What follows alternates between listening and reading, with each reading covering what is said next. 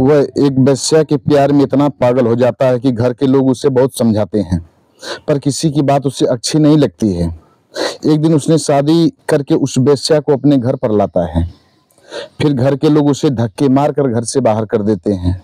वह अपनी बेइज्जती महसूस करता है। जब घर के सभी लोग सोए हुए थे, तभी एक कुल्हाड़ी लेकर जो कृत्य करता है, आप सब सुनकर हैरान रह जाएंगे। नमस्कार, अमरजीत यादव उर्फ शेरा भाई, हमारे इस चैनल में आप सबका बहुत बहुत स्वागत है। अगर आप लोग हमारे इस चैनल को सब्सक्राइब नहीं किए हो तो चैनल को सब्सक्राइब करें, लाइक करें, कमेंट करें। यह कहानी है मुंबई के कल्याण शहर की। यहीं के रहने वाले भानु प्रताप फडणवीस, इनके पत्नी का नाम इंदुमती फडणवीस। भानु प्रताप के 2 बेटे और 1 बेटी थी। बड़े बेटे का नाम योगेंद्र फडणवीस और छोटे बेटे का नाम भूपेंद्र फडणवीस था तथा बेटी का नाम कुसुम फडणवीस था। भानु प्रताप औरंगाबाद जिले में एक थाने के दरोगा थे। कुछ ही दिन पहले भानु प्रताप दरोगा पद से सेवानिवृत्त हुए थे। वे अपने पेंशन के पैसे से पूरे परिवार का खर्च चलाते थे और बच्चों को पढ़ाते लिखाते थे। बड़ा बेटा योगेंद्र बीकॉम की पढ़ाई कर रहा था और छोटा बेटा बीएससी कर रहा था तथा जो सबसे छोटी बेटी थी वह इंटर में पढ़ाई कर रही थी। और बड़ा बेटा योगेंद्र कल्याण जंक्शन से ही ट्रेन के माध्यम से रोज कॉलेज जाया करता था, ट्रेन से रोज कॉलेज जाया करता था। उसका कॉलेज कल्याण शहर से कुछ ही दूरी पर था। उसके साथ उसके कुछ दोस्त भी ट्रेन के माध्यम से कॉलेज जाते थे। उसके कुछ दोस्त बड़े ही बिगड़ैल किस्म के थे, सब शराब के आदी थे। उसके दोस्त कॉलेज के नाम पर घर से निकलते और रास्ते में जाकर शराब पीते, शराब पीने के बाद वेश्यालय चले जाते। पूरे दिन वे सब अय्यासियां करते, फिर शाम को जब घर पर जाते और घर के लोगों को पता तक नहीं चल पाता। जब योगेंद्र उनसे मिलता तब योगेंद्र को सारी बात बताते। वेश्यालय से जब वे सब योगेंद्र से मिलते तो योगेंद्र को सारी बातें वेश्यालय की बताते थे। जब योगेंद्र उन दोस्तों की बातें को सुनता तो मन ही मन बड़ा प्रसन्न होता था। एक दिन उसके दोस्त उसे भी बहला फुसला कर शराब पिला देते हैं। फिर योगेंद्र को लेकर वेश्यालय चल देते हैं। सभी दोस्त योगेंद्र को एक वेश्या के साथ कर देते हैं।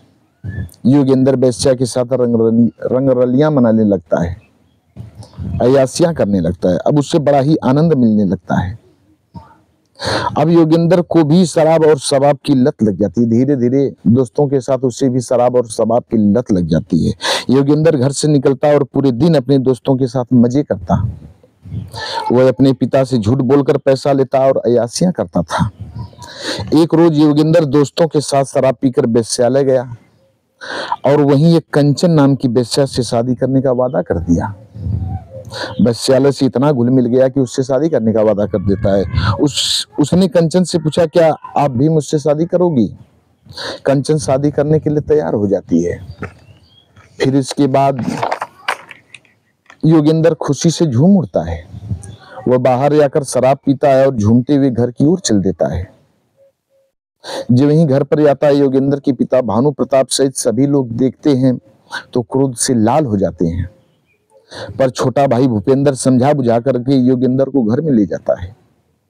इतने में फिर योगेंद्र उठा और अपने पिता भानु प्रताप के सामने आकर कहता है, पिताजी, मैं एक कंचन नाम की लड़की से प्यार करता हूँ और मैं उसी से शादी करना चाहता हूँ। अगर आप तैयार होंगे तो ठीक है, अगर नहीं भी तैयार होंगे तो भी मैं शादी कंचन से करूंगा। भानु प्रताप सुनते रहते हैं।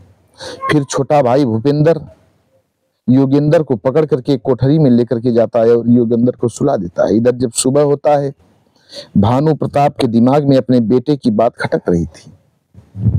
वे पता लगाते हैं कंचन कौन लड़की है, कैसी लड़की है। योगेंद्र के दोस्तों के माध्यम से उन्हें पता चलता है कि कंचन एक कोठे की वेश्या है। जब इतनी बात भानु प्रताप सुनते हैं तो तमतमा उठते हैं। वे तुरंत योगेंद्र के पास जाते हैं और क्रोध में गरजते हुए कहते हैं, अगर कंचन से शादी करने की बात दोबारा हमसे करोगे तो फिर तुम्हारी खैर नहीं रहेगी। भानु प्रताप इतनी बात करके वहां से चल देते हैं। अब योगेंद्र अपने पिता की बातों को सुनकर चुपचाप कॉलेज के लिए चल देता है। रास्ते में उसके वही बिगड़ैल दोस्त उसे अपने पास बुलाते हैं, उसे मायूस देखते हैं, फिर उसे शराब पिलाते हैं।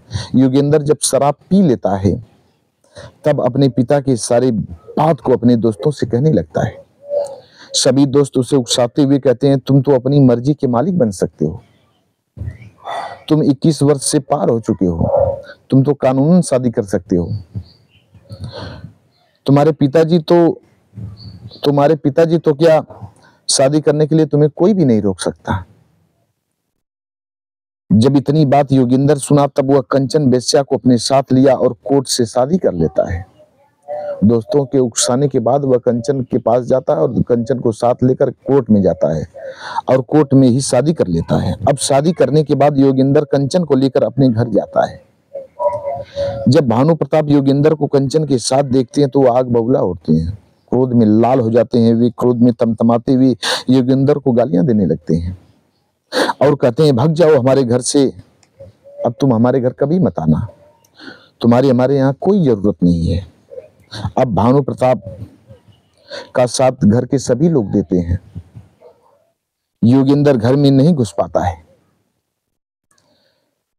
वह द्वार पर कुछ क्षण कंचन के साथ खड़ा रहता है, फिर कंचन को अपने साथ लेता है और एक दोस्त के घर पर ले जाकर के कंचन को वहीं छोड़कर एक ठेके पर जाता है और फिर खूब शराब पीता है। शराब पीने के बाद उसके सिर पर इंतकाम का भूत सवार हो जाता है। वो अपने अपमान का बदला लेना चाहता है, अपने परिवार के लोगों से अपने अपमान का बदला लेना चाहता है। योगेंद्र अपने दोस्त से एक कुल्हाड़ी मांगता है, उसका दोस्त उससे कुल्हाड़ी दे देता है। अब योगेंद्र कुल्हाड़ी लेकर अपने घर पर चल दिया। शाम हुई, घर के सभी लोग खाना खाकर सो गए थे। तब चुपके से योगेंद्र घर के अंदर प्रवेश कर लेता है। वह उस कुल्हाड़ी से घर के 4 लोगों की गर्दन को काट देता है। 4 लोगों में उसके माता पिता, एक भाई और एक बहन थी। घर में खूनों की धार बह पड़ती है, खूनों की धार बह चलती है, पर उसे तनिक भी दया नहीं आती है कि वह क्या कर रहा है। जब सभी लोग छटपटा कर दम तोड़ देते हैं तब पारापारी सभी लोगों की लाश को एक एक बोरे में भर देता है। लाश को बोरे में भरने के बाद एक झाड़ी में फेंकने के लिए चल देता है। वह 3 लोगों की लाश को झाड़ी में फेंकने के लिए सफल भी हो जाता है, फेंकते सफल हो जाता है। और जब अंतिम में अपनी मां की लाश को फेंकने के लिए झाड़ी की ओर बढ़ता है, उस समय रात के करीब करीब 2 बज जाते हैं। जो ही अपनी मां की लाश को झाड़ी की ओर लेकर के जाता है, इतने में 2 पुलिस वाले गश्त देते हुए वहां से निकलते हैं। देखते हैं कि कोई व्यक्ति सर पर कुछ लिया है, तुरंत उसके पास पहुंच जाते हैं। पुलिस वाले योगेंद्र से पूछते हैं कि कौन हो तुम और इस बोरे में क्या लिए हो और इतनी रात को कहां घूम रहे हो। जब इतनी बात योगेंद्र सुनता है तो बोलने में हकलाने लगता है। पुलिस वालों को कुछ शंका मालूम होता है। इतने में एक पुलिस वाले की नजर उस बोरे पर पड़ जाती है। बोरे से खून की धार टपक रही थी। पुलिस वाले तुरंत उस बोरे को नीचे उतरवा देते हैं और योगेंद्र से उस बोरे को खोलने के लिए कहते हैं। योगेंद्र थोड़ा सा आनाकानी करता है, फिर वहां से भाग जाता है। पुलिस वाले दौड़ाकर योगेंद्र को पकड़ते हैं, फिर उस बोरे को